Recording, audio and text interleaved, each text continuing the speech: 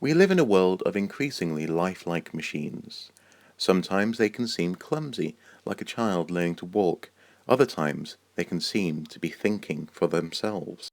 Sometimes they're unbearably cute. But what cannot be denied is that they're becoming ever more complicated and ever more interesting. Indeed, the more we develop robotic technology, the more we seem to want them to imitate human beings and the capabilities of human bodies.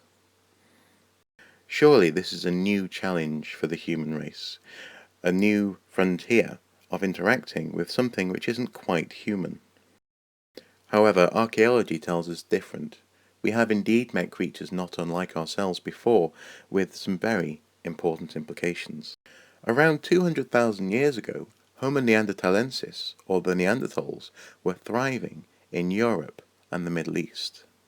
This form of human being is a sister species to Homo sapiens, and they were a slightly stockier, slightly more muscular version of ourselves.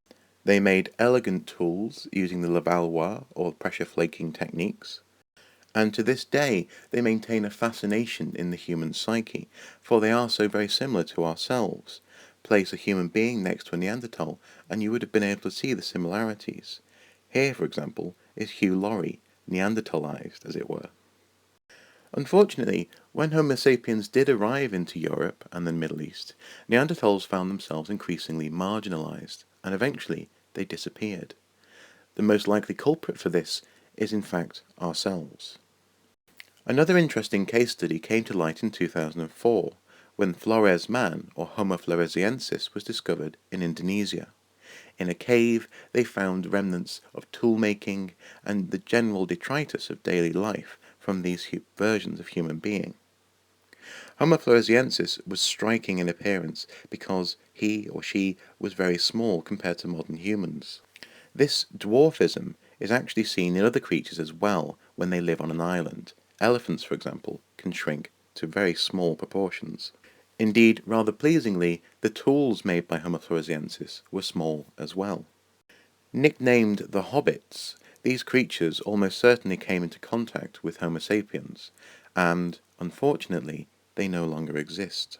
Again, the most likely culprit is ourselves, and when you consider that for every successful species there are between 10 and 100 unsuccessful species, we may be talking about many versions of human being that we have come into contact with and somehow wiped out.